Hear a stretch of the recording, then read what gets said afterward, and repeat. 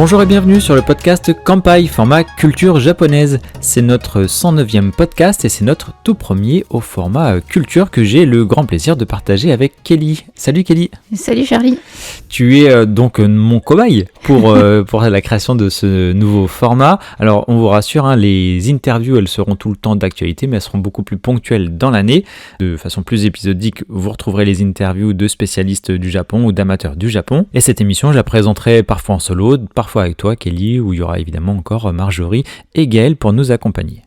Alors avec cette émission, on compte partir ensemble à la découverte ou à la redécouverte des trésors de l'archipel nippon. C'est par l'histoire, les légendes, l'art, les traditions que nous allons tenter de mieux comprendre les clés culturelles du Japon d'aujourd'hui. Et en ce moment, au moment où on enregistre avec Kelly, c'est l'approche d'Halloween. On vous propose donc de partir dans un univers peuplé de rumeurs, de mystères, d'étranges apparitions qui habitent le quotidien des Japonais et des Japonaises. Nous allons parler des yokai.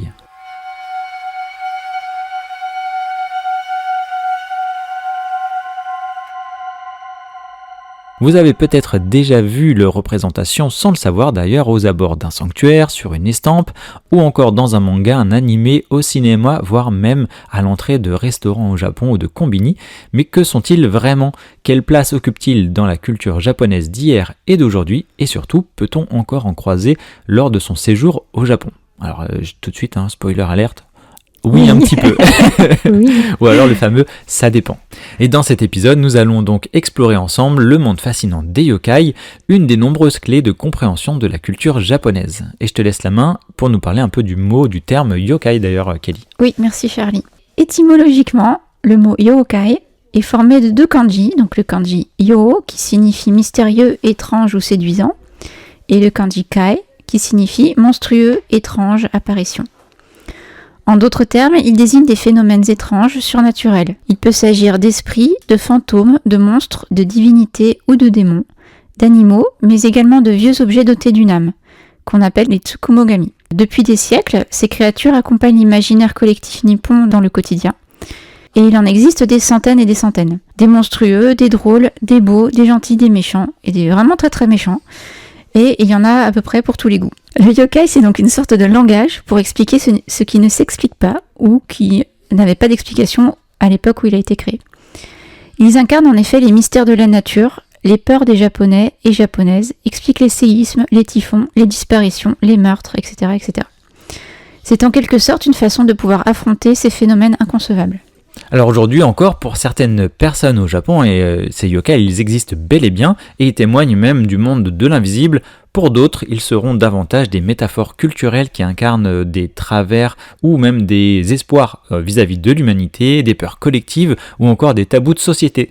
Et c'est même parfois un outil pour maintenir l'ordre social. Donc ça, on va vous faire toute une partie historique, on y reviendra.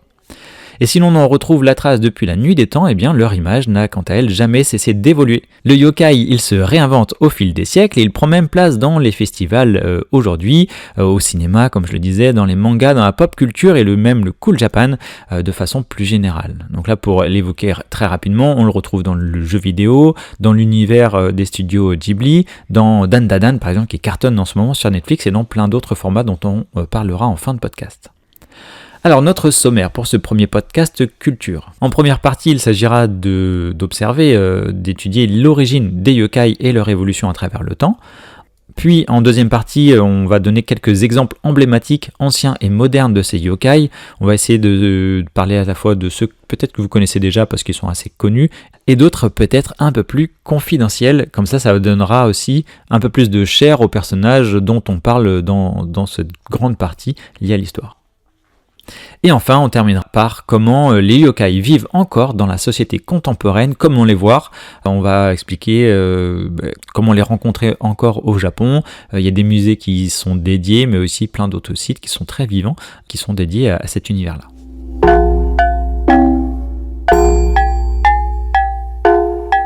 Pour cette première partie, les origines et les évolutions culturelles des yokai, je te laisse la main Kelly pour entamer ce premier podcast culture. Oui, merci Charlie. La tradition japonaise est imprégnée d'animisme. Et l'animisme, c'est l'idée que l'on retrouve par ailleurs dans le shintoïsme, où les esprits habitent et animent les éléments naturels. Que ce soit les montagnes, les rivières, les arbres, les roches, Et on trouve trace de ces croyances très tôt dans les textes anciens comme le Kojiki, dont le nom signifie chronique des faits anciens et qui a été compilé au début du 8e siècle et qui raconte la création du monde des dieux, donc les kami, et des forces surnaturelles. C'est un sujet qui reviendra un jour en podcast culture puisque c'est un texte fondateur de la culture japonaise, ainsi que le Nihon Shoki, une autre anthologie historique qui a façonné un peu l'imaginaire japonais. Donc ça, on essaiera de vous faire un podcast un peu pédagogique au passage, plus que donner des informations, parce que c'est vrai que c'est quelque chose qui est important si on veut un peu mieux saisir la culture japonaise. Et à propos des yokai, on souligne que la frontière entre kami, c'est-à-dire grossièrement les divinités, et les yokai peut être floue, voire perméable. Oui, très perméable même. Par exemple, les yokai, comme les divinités, peuvent être bienveillants, malveillants, ou les deux à la fois, ou même ni l'un ni l'autre. Ça m'a surpris en faisant les recherches. Je me suis dit, va falloir se décider. Donc, il y a un petit peu de tout. Et la frontière entre le divin et le monstrueux n'est pas claire, donc. L'histoire nous a même montré que des yokai ont été promus kami, et il y a des kami, donc des divinités, qui ont été déchus au rang de yokai, pour vous montrer à quel point c'est vraiment perméable.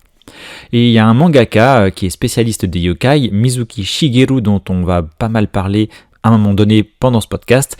Eh bien, il catégorise même les kami comme une catégorie de yokai. Bref, les experts n'ont pas encore tranché de distinction très précise entre les yokai et les kami, et cette précision elle est importante pour notre compréhension, car vous pourriez entendre parler d'une même figure tantôt en tant que divinité ou parfois en tant qu'étrange apparition. Donc c'était aussi pour vous montrer que les choses ne sont pas blanches ou noires, il y a pas mal de nuances. Et les nuances sont aussi dans les appellations, puisque le terme yokai est défini plus clairement sous l'ère Meiji. Donc l'ère Meiji, ça court de 1868 à 1912. La notion de ce qu'un yokai est existe depuis plusieurs siècles sous d'autres termes. Et bien entendu, les Japonais n'ont pas attendu d'avoir ces premiers textes pour imaginer ces apparitions surnaturelles, car l'animisme et le shintoïsme ont depuis le départ été le terreau de ces croyances transmises par l'oralité et par le biais de contes et légendes narrées ou chantées. Aussi, dès le 3e siècle de notre ère, on peut voir des représentations de yokai dans les kofun, c'est-à-dire les monuments funéraires de l'époque, qui sont des tumulus. Et on a toute une série de vocabulaire pour nommer ces monstres. Donc il y a des bakemono ou des obake par exemple, qui sont des créatures capables de changer de forme, la plus connue étant la femme à tête de serpent.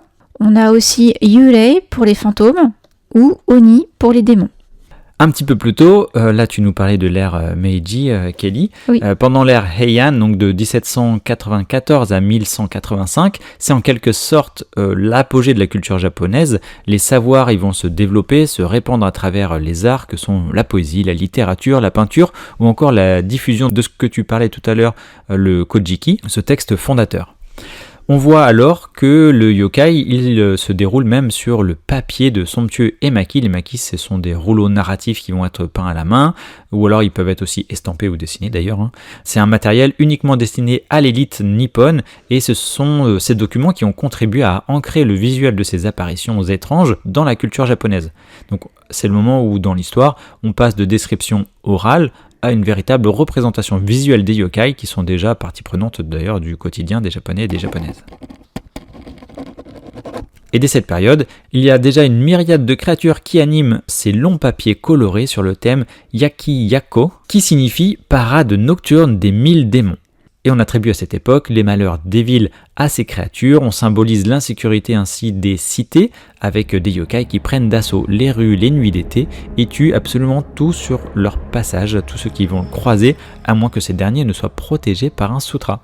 Et pour une version animée de ces parades, si vous voulez avoir un peu plus l'image de ce à quoi ça ressemble, eh bien vous trouverez un exemple dans l'animé Pompoko du studio Ghibli, diffusé en 94, un bijou d'animation. En tout cas, vous avez de belles représentations, vous vous en retrouvez sur YouTube par exemple, et sinon vous pouvez vous contenter des images que l'on retrouve sur les estampes.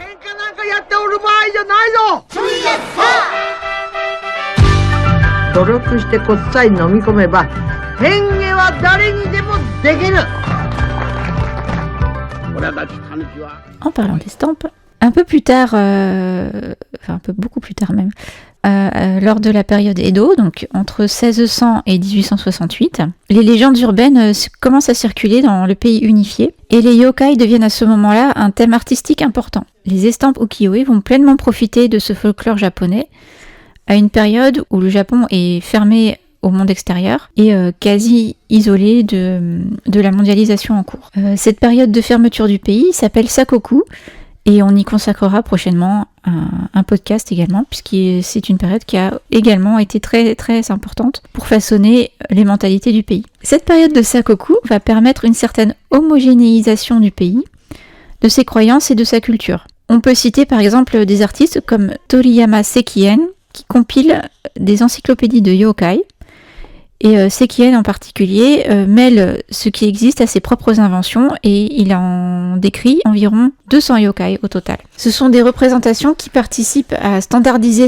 certaines formes d'apparitions surnaturelles, voire même à les rendre moins inquiétantes. Et la particularité de Sekien, c'est qu'il va chercher à décrire séparément les yokai et à les représenter non pas sur des rouleaux comme c'était l'habitude auparavant, mais sur des codex, c'est-à-dire des pages reliées qui ressemblent au format livre en fait. Ce qui est une évolution majeure par rapport aux parades de yokai Hyakki-Yakko. Et on voit avec ces documents qui leur sont spécifiquement dédiés que les yokai gagnent en influence dans la culture japonaise de l'époque. Oui, donc là on change de format pour illustrer le yokai, donc il va pouvoir mieux se diffuser dans la société japonaise. À partir de l'ère Meiji, dont on disait tout à l'heure qu'elle courait de 1868 à 1912, comme le mode de vie des Japonais d'ailleurs, le monde des yokai il va connaître un vrai bouleversement. Le Japon il s'ouvre au monde et le jeune empereur Meiji compte bien tirer parti de la modernité occidentale. Donc dans un contexte où l'on veut unifier la nation de façon plus rationnelle, plus scientifique, avec une culture commune plus solide, eh bien c'est là où on s'aperçoit que le folklore japonais il est un peu mis de côté. Mais le yokai il évolue et il ne va pas cesser de s'adapter à cette nouvelle société. D'ailleurs les imprimeurs ont joué un grand rôle parce que ils vont participer à cette diffusion et à la mise à jour de la culture des yokai. Les créatures sont utilisées par exemple de façon plus comique, voire même satirique, pour illustrer des mots de société ou alors des propos politiques. Et un peu plus tard, en 1922, va naître un artiste clé dans cette prolifération culturelle des yokai, ce mangaka, le pilier même du manga d'horreur, il est souvent nommé comme ça, et qui se spécialise lui sur ce folklore qu'il introduit dans l'imaginaire culturel moderne. Il s'agit de l'homme dont on a parlé tout à l'heure, Mizuki Shigeru. Et cet homme il a été très très productif, notamment connu pour sa série Kitaro le repoussant en français, où le personnage principal est un jeune garçon qui intervient comme médiateur entre les humains et les yokai. Et là on vous passe la bande son du générique de 1968.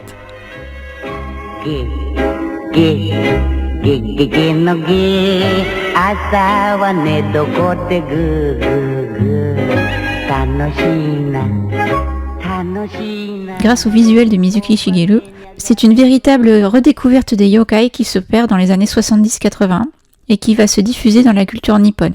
Dans un contexte japonais où l'exode rural déracine les Japonais de leurs héritages ruraux, où le pays se reconstruit avec la présence des Américains après-guerre, les gens vont se rattacher à leurs histoires, leurs contes, par les œuvres de Mizuki. L'auteur va même plus loin en mettant à jour un dictionnaire et en ajoutant des entrées à la liste déjà connue des yokai. On peut ainsi dire qu'il apporte un passé commun à une nouvelle génération, permettant à cette nouvelle génération de faire le lien avec ses ancêtres.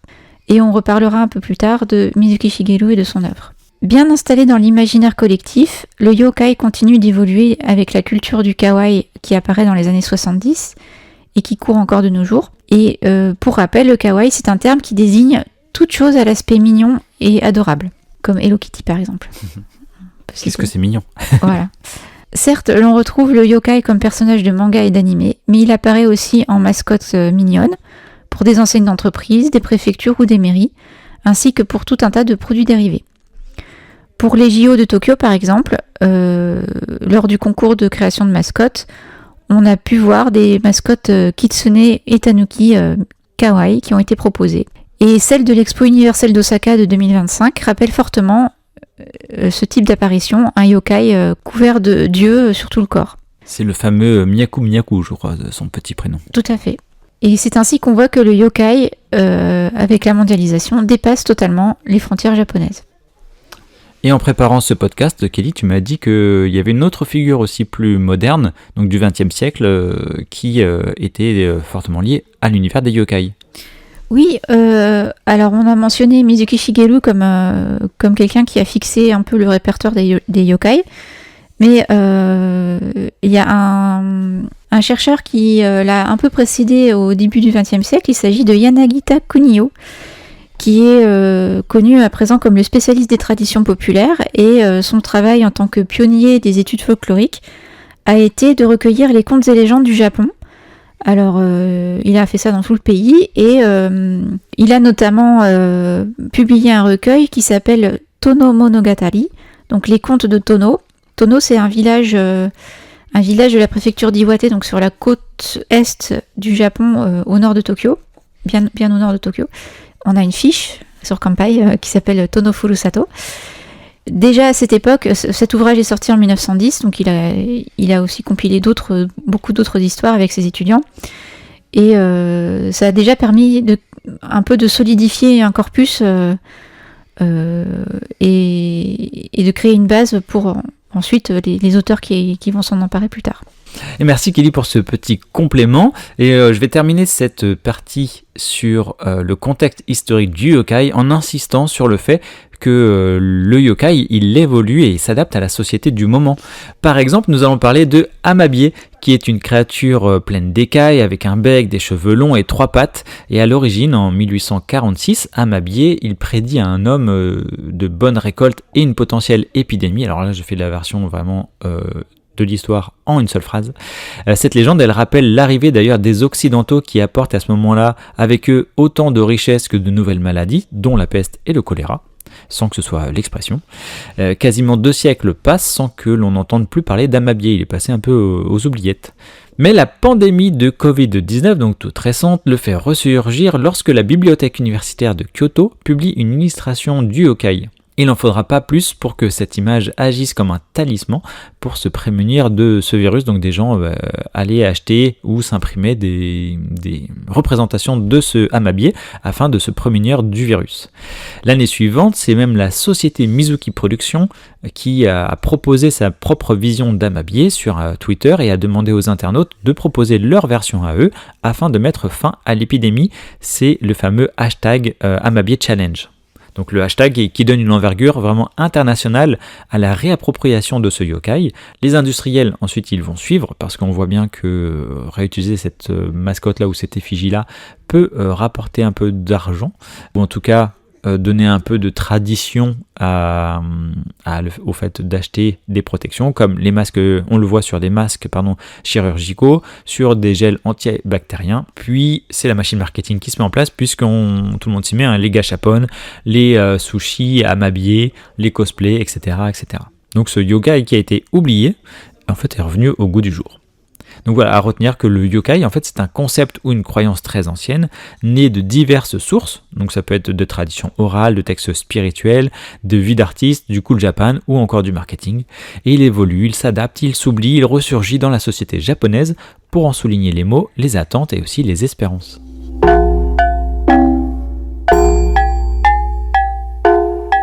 Et Kelly, on en arrive à notre seconde partie où on va exposer quelques exemples emblématiques de yokai. Alors comme je le disais en introduction, c'était pour donner chair à cette mythologie.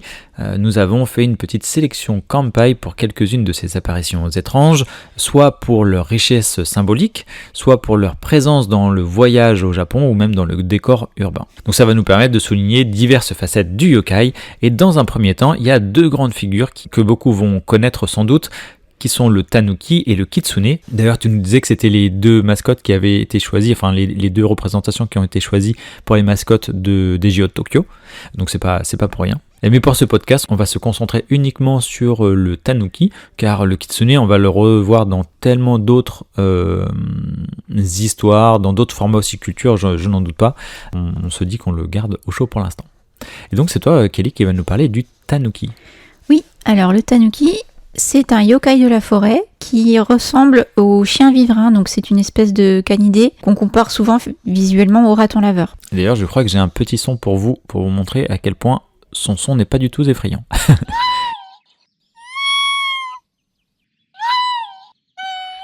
C'est un personnage que l'on veut jovial et accueillant, et il se caractérise principalement par sa faculté de se transformer à volonté pour faire des farces aux humains. Donc il pose une petite feuille sur sa tête et il se transforme soit en objet, soit en une personne, pour s'amuser un peu. On le dit donc polymorphe. Autre spécificité de ce yokai, qui est souvent représenté sous sa forme masculine, qui présente des attributs virils très visibles et avec lesquels il peut faire plein de choses. Et là, accrochez-vous parce que vous êtes sans doute pas prêt si vous ne connaissez pas déjà. C'est pas prêt, non. On aurait pu lancer des paris avant. Sur les réseaux sociaux, vous demandez à votre avis, est-ce qu'on peut faire ça avec ses testicules? Tu spoil. Donc, alors, sur les estampes, par exemple, on voit que le tanuki se sert de ses testicules très extensibles pour pêcher, pour se protéger de la pluie, pour assommer des poissons-chats géants, capturer des oiseaux, faire des embarcations, et tout un tas d'autres choses encore. C'est une drôle de caractéristique qui s'explique, puisque apparemment la peau de l'animal réel, du tanuki réel, est très extensible et était autrefois utilisée pour aplatir au mieux les feuilles d'or, sans les abîmer. Si vous êtes curieux et que vous voulez toujours voir un monument de l'animation japonaise, vous pouvez toujours regarder l'anime Pompoko, puisque on a une démonstration de plusieurs usages de cette partie de l'anatomie du tanuki. Comme par exemple le parachute. Ah oui, c'est vrai. Et donc aujourd'hui, on peut facilement trouver des tanuki un peu partout, représentés sous forme de poterie, de céramique ou de figurines en bois, qui sont souvent à l'entrée des restaurants par exemple. Et de différentes tailles, il peut y en avoir des très petits comme des très grands. Il a conservé son allure un peu joviale, farceur, il est aussi symbole de bonne fortune et il porte souvent un chapeau de paille et une gourde de saké. On peut aussi voir sa version féminine, alors au temple Yashimaji, puisque à Shikoku, et ce sont deux statues géantes de tanuki, un mâle et une femelle, qui s'adressent au couple en quête de fertilité.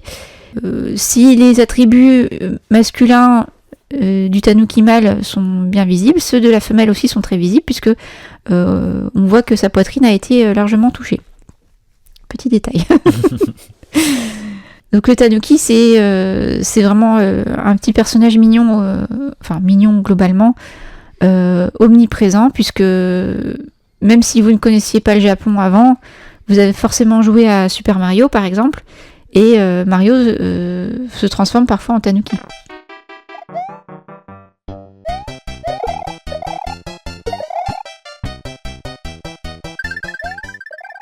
Et d'ailleurs, ce petit son que vous venez d'entendre, c'est quand on joue à Mario qu'on se transforme et qu'on vole justement avec la queue.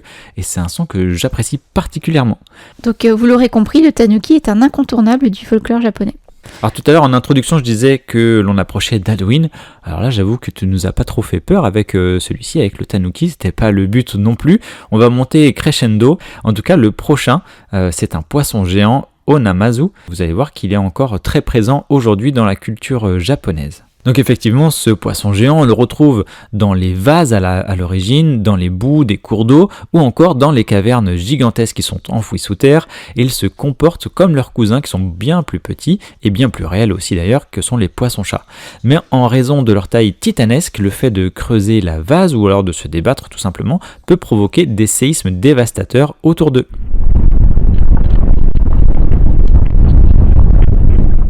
Et oui, le Onamazu, il est très représenté à tel point qu'il a donné son nom à un genre même d'estampe, le Namazu-e, que vous pourrez retrouver en image très facilement dans certains livres d'estampes ou sur Google Images par exemple. Et pour cause, ces poissons-chats géants seraient à l'origine du grand tremblement de terre de la ville d'Edo en 1855, un tremblement de terre évidemment bien réel, dont on estime d'ailleurs que cet événement il a fait entre 7000 à 10 000 victimes, donc des victimes dues au séisme et aux incendies qui ont suivi ce tremblement de terre. On parle aussi de 14 000 d'ailleurs bâtiments détruits, donc pour vous dire à quel point cette catastrophe a été d'ampleur, et on retrouvera d'ailleurs à la suite de cette catastrophe des talismans. Un peu comme tout à l'heure on disait avec Amabie, là sur ces talismans on va retrouver cette figure du poisson-chat afin de se prémunir de secousses tectoniques. Et autre façon de se prémunir des séismes au Japon, la seule divinité par exemple donc la divinité guerrière Kashima, qui aurait le pouvoir de maintenir ce yokai tranquille, eh bien on la retrouve représentée sur des estampes justement, maintenant le géant sous un rocher ou avec une épée passée au travers la tête de la créature, mais parfois Kashima, il relâche son étreinte. Et donc si vous voyagez au Japon, allez faire un tour du côté du sanctuaire Shinto Kashima Jingu. Il se situe au nord-est de Tokyo, ça se trouve dans la préfecture de Ibaraki, sur la face océanique. Et là, vous allez retrouver la véritable pierre qui cloue le mastodonte sol. Donc c'est vrai que c'est hyper intéressant de faire le lien entre ce qu'on va voir sur place, des estampes que l'on peut voir de chez nous ou dans des musées évidemment au Japon, et de voir à quel point c'est ancré dans la culture nippone. Et d'ailleurs, tu m'y as fait penser en off, Kelly, mais c'est vrai que dans Suzume, un super film d'animation aussi que j'ai beaucoup aimé, et bien en fait le personnage principal, la jeune femme, elle enlève une pierre et c'est le fait d'enlever cette pierre qui fait revenir, enfin en tout cas qui crée ce tremblement de terre. Une catastrophe.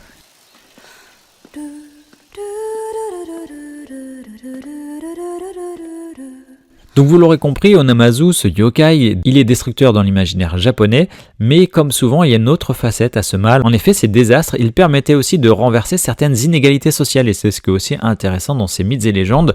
Après un séisme, par exemple, eh bien, il y a les riches demeures qui sont écroulées, les coffres, ils vont s'ouvrir, et alors on peut récupérer les biens et puis en profiter.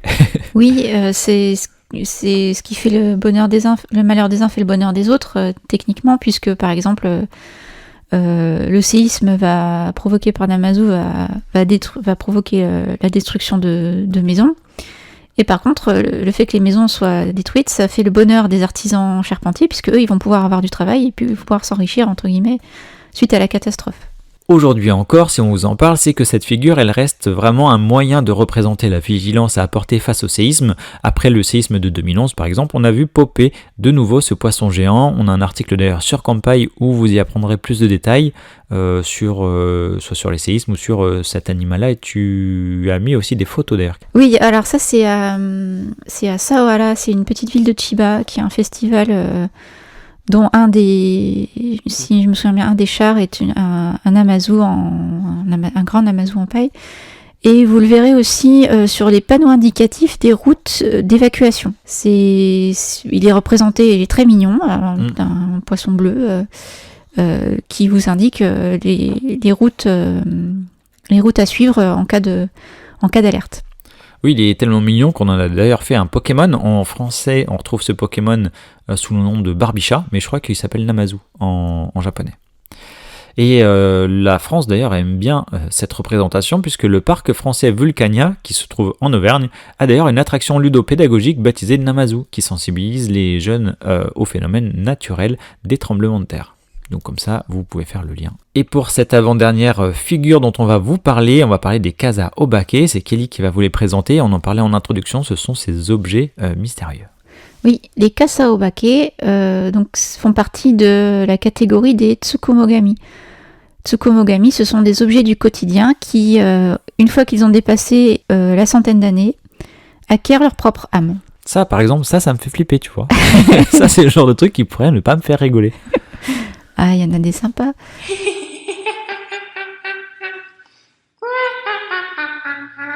Et donc le kasa obake, techniquement kasa c'est le parapluie ou l'ombrelle, et obake c'est la créature qui se transforme. Et bien cela désigne un parapluie qui en guise de manche a un seul pied qui saute pour se déplacer, et qui est muni d'un œil et d'une longue langue. Donc, voilà, ça commence mal. Mais il a 100 ans, il faut le respecter pour son âge. Donc, loin d'être redoutable, on pourrait dire qu'il est même plutôt ridicule. Il peut faire peur, il surprend, mais il n'est pas vraiment méchant. Il représente l'aspect joueur des esprits et la relation entre les Japonais et leurs objets. Sachant cela, vous regarderez peut-être différemment les parapluies laissés à l'abandon à l'entrée des combini, par exemple. Est-ce qu'ils auront une volonté de se venger ? Si c'est un combini qui a plus de 100 ans, vous pouvez vous méfier. Ouais. Ouais. Pour citer d'autres objets du quotidien qui ont acquis le statut de tsukumogami, on peut trouver par exemple des longs tissus de coton qui s'envolent et qui essayent d'étouffer les passants, des lanternes qui prennent vie, donc les lanternes c'est les chōshin. Elles se dotent d'un visage avec de grands yeux et une langue et qui sont prêts qui essayent de lécher vos invités par exemple, tout en gloussant très fort.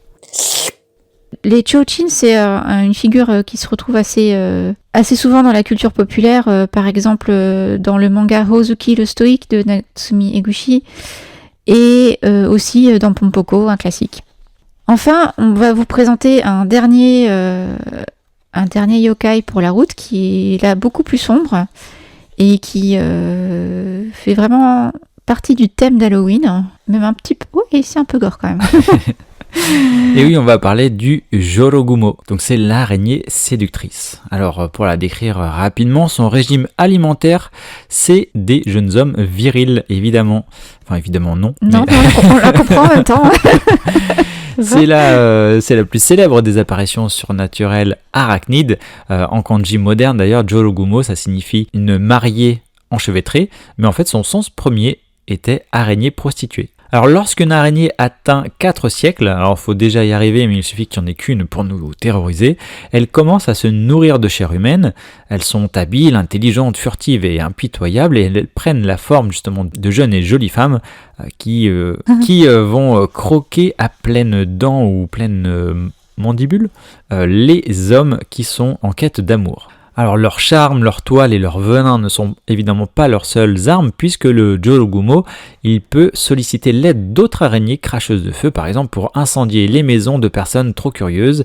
Il se dit d'ailleurs que certaines auraient même amassé des centaines et des centaines de squelettes humains de jeunes hommes pris dans leur toile à l'intérieur de leur propre maison. Et si vous croisez une de ces femmes araignées avec un ventre bien rempli, eh bien en fait il s'agit sans doute pas d'une femme enceinte mais bien d'une femme qui porte des milliers d'autres œufs. Donc là aussi il y a le dégoût par rapport à ces vidéos qu'on peut voir où il y a plein d'araignées qui popent d'un coup qui sont nées du ventre de la femelle araignée. Alors face à ce yokai, si un jour ça devait vous arriver au Japon, il y aurait que 2 solutions possibles pour s'en sortir. Soit être fou amoureux d'une autre personne, ou lui jeter de la diatomine. Encore faut-il être en possession de cette poudre d'algues fossilisée. Un ami m'a donné ce mot, c'est de l'albanais. Vous pouvez me le traduire ? Mefat. Bonne chance. Bonne chance. Bonne chance. Bonne chance. Bonne chance. Donc moi, c'est bon, je suis protégé, mais je n'ai pas de diatomine dans mes poches. Ces représentations tout au long de l'histoire, elles donnent lieu à de magnifiques estampes. On la retrouve aussi dans un autre genre, dans le comics. Il y a un comics que j'aime tout particulièrement qui est Saga. Je ne pourrais pas vous en parler dans le podcast Japon puisque ce n'est pas du tout japonais. Mais en tout cas, l'autrice et la dessinatrice s'inspirent de ce personnage de femme araignée avec The Stalk qui est un personnage vraiment incroyable dans la série. On fait référence aussi à ce personnage dans la série Netflix Love, Death and Robots dans l'épisode 7 de la saison 1. On la retrouve en boss de fin dans le jeu vidéo Nioh ou encore dans un manga et animé célèbre Demon Slayer avec la fille du démon araignée, bien que l'on mette de côté son côté séductrice ici. Tout ça pour vous dire qu'on la retrouve vraiment dans le monde de la pop culture japonaise. On va la retrouver dans One Piece encore avec Black Maria. Ici, Black Maria, elle enchante et elle attire les jeunes hommes avec de gros coups de poing en prime avec son poing américain avant de les manger carrément. Et tu connais toi une nouvelle Kelly? Oui, alors là c'est pour les amateurs de culture un peu plus classique on va dire.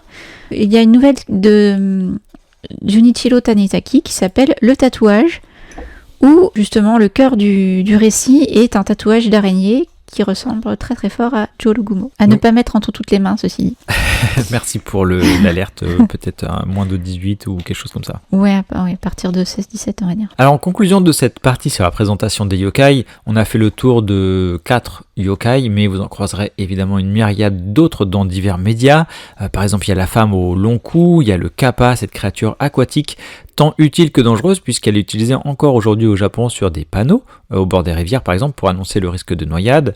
Il y a des formes de chats à ne plus savoir qu'en faire, mais on va garder la thématique du chat je pense pour un futur podcast Japon. En tout cas sachez que le chat aussi revêt cette forme de yokai depuis très longtemps et d'ailleurs vous le retrouvez aussi sur les estampes. C'est les bakeneko. Oui, ces fameux bakeneko. À retenir donc qu'il y a des yokai sous toutes les formes.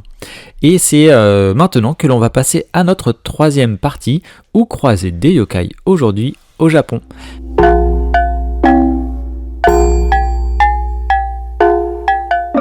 Que vous le vouliez ou non, les yokai ne sont pas seulement des créatures antiques, ils vivent dans les rues, dans les mangas, les festivals et dans la mémoire collective japonaise. Et d'ailleurs au Japon, on sait très bien les mettre en lumière. Alors quelques visites à vous proposer. Je te propose, Kelly, de commencer par l'homme dont on parlait tout à l'heure, Mizuki Shigeru. Il y a plein de choses à voir par rapport à toutes ces créations. Oui, tout à fait. Alors, Mizuki Shigeru, il est originaire de Sakai Minato, donc une ville portuaire située dans la région de San-in, du côté de la mer du Japon et pas très loin de Matsue. Et on y a édifié le Mizuki Shigeru Museum. Comme on l'a dit, c'était lui qui a popularisé beaucoup de yokai modernes et classiques. Et une rue lui est consacrée aussi, la Mizuki Shigeru Road, qui est bordée de statues de bronze de ces personnages. Donc il y a près de 177 statues. Et si on retrouve facilement des personnages de Gegege no Kitaro, donc je ne bégaye pas, ça veut dire, c'est le nom japonais de Kitaro le repoussant, et d'autres de ses œuvres, d'autres de ses multiples œuvres. Oui, on en a fini avec ce spécialisme, mais c'est vrai que ces œuvres vont remettre les yokai sous les projecteurs, elles vont les moderniser, et c'est ce qui les a rendus aussi accessibles à un public, et un public qui a pu se les approprier ensuite. Et comme on est du côté de la mer du Japon, Matsue est une petite ville château très, très mignonne à visiter. Et c'est aussi l'endroit où Lafcadio Hearn, le premier étranger naturalisé japonais, a vécu.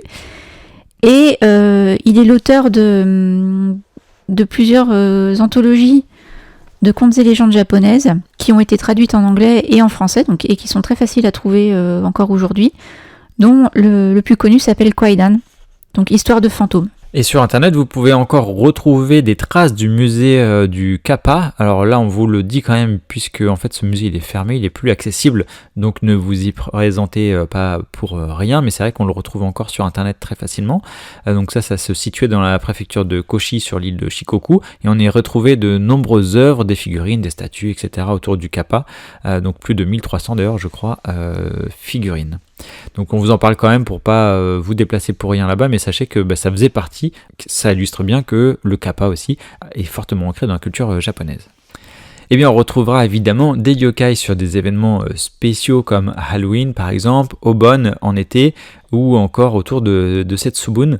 Et justement à Kyoto, au Toei Kyoto Studio, donc une sorte de parc d'attraction autour des studios de cinéma Toei, se tient chaque année le Kaikai Yokai Festival, qui se déroule en général en septembre-novembre, donc entre la fin de l'été et jusqu'à Halloween. Mais ce qui est bien à cet événement, c'est qu'il est sur le temps long, donc en fait vous pouvez ne pas le louper si vous voyagez pendant cette période-là. Oui. On peut y voir quasiment tous les jours, en général l'après-midi, des parades costumées qui rappellent les parades de yokai Yakiyako dont on a parlé tout à l'heure.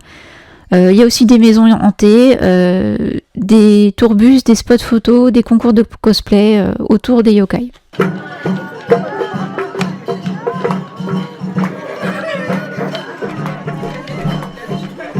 Oui, ailleurs au Japon, là on se situe maintenant à Nagoya, il y a une exposition immersive de yokai, à l'image de notre bassin des Lumières que l'on peut retrouver à Bordeaux ou de l'Atelier des Lumières à Paris. Et bien cette exposition, elle fait découvrir pas moins de 300 yokai issus des documents les plus anciens dont on parle depuis tout à l'heure. Donc ces représentations-là, vous allez les retrouver exposées et mises en lumière sur les murs à Nagoya, dans un lieu dédié à ces créatures. Et on ne peut que vous conseiller de bien observer s'ils ne sont pas sur votre route, au bord des rivières, sur des enseignes, dans les boutiques ou le gachapon que vous venez d'acheter sous forme de mascotte, de souvenirs, etc. Oui, parce que c'est vrai que ce yokai, en fait, on s'en rend même pas compte, nous, forcément que c'est un yokai, on croit que c'est des petits personnages mignons, etc. En fait, c'est qu'ils se sont transformés au fur et à mesure. Et pour terminer, on vous a fait une petite section pop culture pour essayer de soit pousser un peu plus le sujet si vous voulez, ou alors de vous rendre compte que vous regardiez ou que vous jouez peut-être à des jeux vidéo qui parlent de yokai. On va vous parler de manga, de jeux vidéo, de films, d'animés par exemple, et des choses même très, très récentes.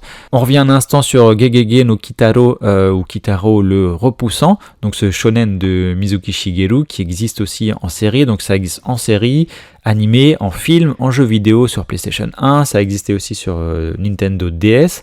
Et d'ailleurs, cet auteur, il a reçu en 2007 à Angoulême un prix pour le meilleur album de l'année avec le titre Nonamba. Dans ce Nonamba, il s'inspire de sa vie personnelle et il donne vie à un personnage hyper attachant qui est inspiré de sa propre nourrice à lui, puisque cette femme, elle passait son temps à lui raconter des histoires de yokai.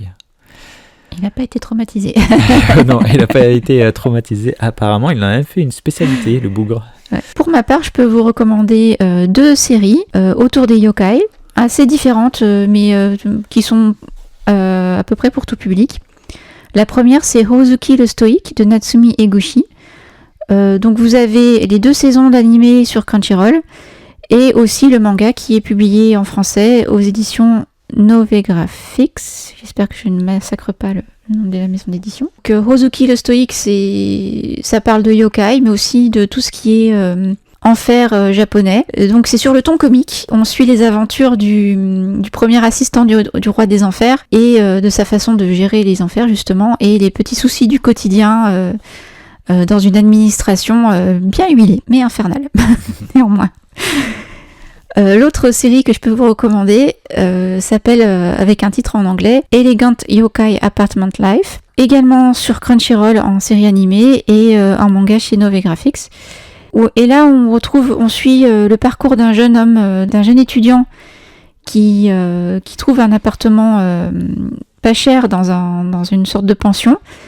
Et en fait, une fois installé, il se rend compte que il est probablement le seul humain à vivre là. Et là, c'est pareil, globalement, c'est une série feel good. Il y a quelques moments un peu tristes, mais bon, ça fait partie aussi du package de la série.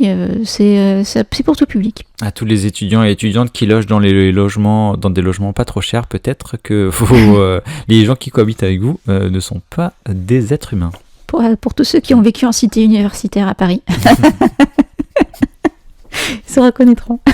Et pour une version 2021 du yokai, comment passer à côté de l'excellent Dan Dadan de Yukinobu Tatsu. J'en ai souvent parlé, donc je vais faire très court. C'est disponible sur Netflix. C'est un manga dans lequel la SF se mélange à l'univers du yokai. On y retrouvera par exemple Mémé Turbo dès le début de la saison 1 qui s'évertue à voler les parties intimes de ceux qui entrent sur son territoire. Alors, elle est revenue ? Elle est revenue ! J'ai récupéré une de mes boules ! Génial. La prochaine fois, crois-moi, je l'aurai. Ton pitch overhand. Que dites-vous de ce lancer spectaculaire? Trop contente pour toi, Okarun! T'as retrouvé une de tes boules! Dis pas ça comme ça! Toujours côté animation, on a parlé de Pompoko des studios Ghibli sorti en 1994. Alors là, rien de sûr, mais le Chabus que l'on voit dans Mon voisin Totoro, qui aide Satsuki à retrouver sa petite sœur perdue, rien de bien certain, mais il serait inspiré des Bakeneko dont on parlait tout à l'heure avec toi Kelly, ces fameux yokai sous forme de chat. Here comes the bus. Côté jeux vidéo, il y en aurait pléthore. On va évidemment abréger vos souffrances en ne les citant pas tous, mais il y a Yokai Watch, là c'est écrit dedans. C'est un cross-média en fait, avec des mangas, des animés, des jeux vidéo. C'est sorti sur Nintendo DS, sur Switch, sur PS4 encore. C'est une sorte de Pokémon-like, on peut dire. J'ai pas joué, mais en gros, je crois que c'est quelqu'un qui attrape des yokai avec une montre. Avec sa montre, si je dis pas de bêtises. Si je dis des bêtises, n'hésitez pas à me le dire en commentaire. Ça me dit quelque chose aussi comme ça. On peut aussi citer Animal Crossing, qu'on ne présente plus peut-être, où on peut croiser la route d'un Kappa qui est nommé Kappen et d'un Kitsune nommé Runar dans la version française, ou encore d'un Tanuki qui est le célèbre Tom Nook. Ah oui, ça c'est vraiment les personnages, en tout cas le Tom Nook c'est celui je suppose qu'on voit le plus de Animal Crossing. En fait voilà, c'est issu aussi de l'univers yokai. Et je parlais de Yokai Watch, je crois que sur Kanpai, vous aviez fait un article il y a longtemps de ça. Oui, ça doit dater. Oui, parce que c'était vraiment un banger, comme on dit à l'époque. Oui, ça devait être avant 2010, je pense. Ouais.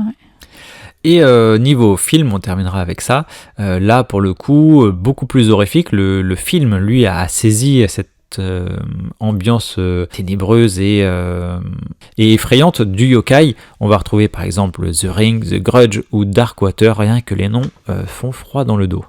Et d'ailleurs, on se souvient toutes et tous, je pense, de ces personnages-là qui sortent de la télé avec les cheveux tout raides ou d'un puits.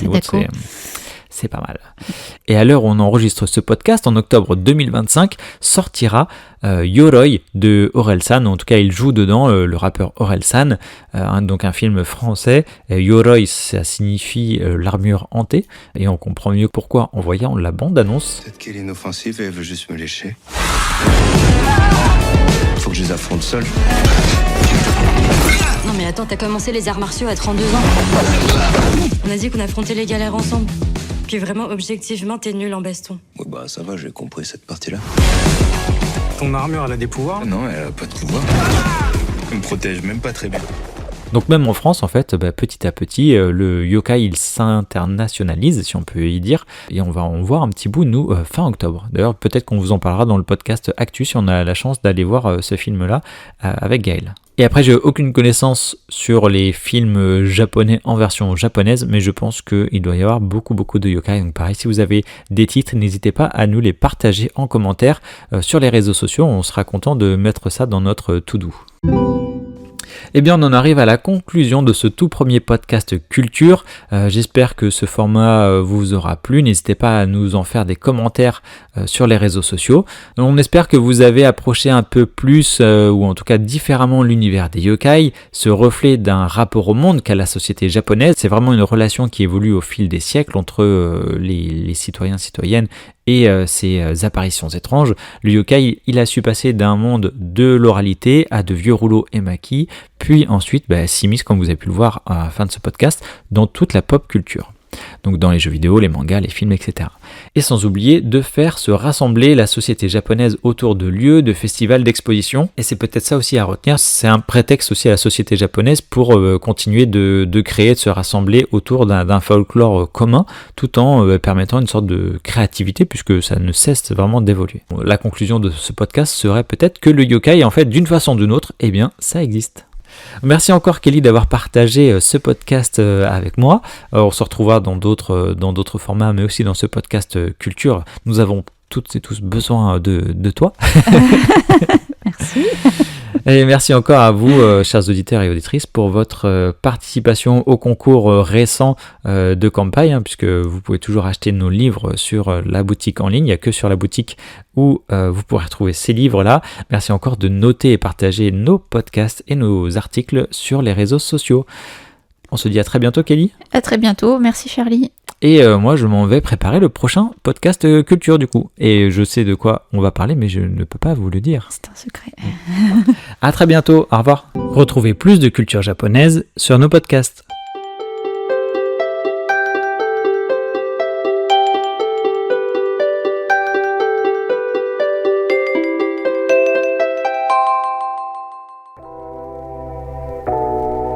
Merci d'avoir écouté cet épisode du podcast Kampai.